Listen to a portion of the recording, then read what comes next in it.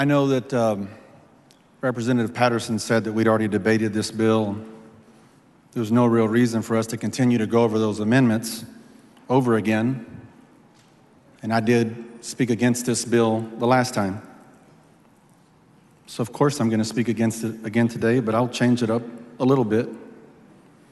Yesterday was my birthday, and I have a tradition as an elected official to go refile on my birthday.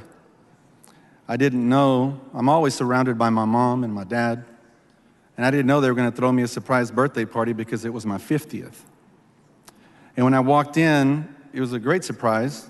I didn't know that all the fruits of my grandparents on both sides that are still alive were going to be there. All my aunts, all my uncles, my cousins, my nieces, my nephews, all of us immigrants from Zacatecas.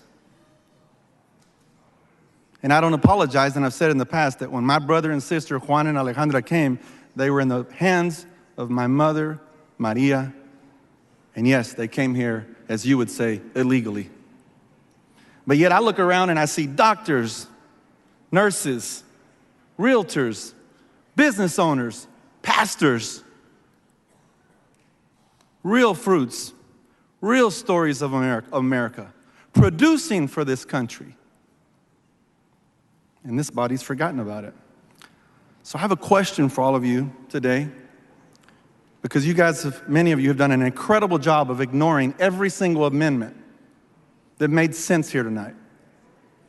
Probably could have got on Representative King's if we'd have had an opportunity to see that during second reading, and you'd have done good things for your local governments, but that didn't happen. So the question is, you as members, and you can keep talking, you don't have to pay attention, but this is an important question. When you push that red button or that green button, have you ever thought that it may or may not be a sin? Have you? Because I can assure you that it is. If the act of a law here becomes harm, even death, as I explained to you guys here when Officer Garrett Hull, the law enforcement officer fighting crime, not checking someone's immigration status first before you call in the police, but just fighting crime because he didn't care. Crime is crime. Well, he lost his life, and his family no longer had a father, a husband, a brother, gone. Was that act, for those of us that voted on that SB4 in favor, are we responsible for that at all? And I would say we are.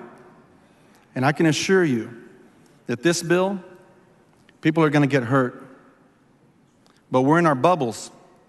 You don't live in my community or in the community of many of us like Ana Hernandez and Armando Wally, myself, Victoria Niave, that are surrounded by the immigrant community. Exactly the community that's being described that it's not going to call law enforcement. And yes, crime is going to get worse in Texas, in those communities.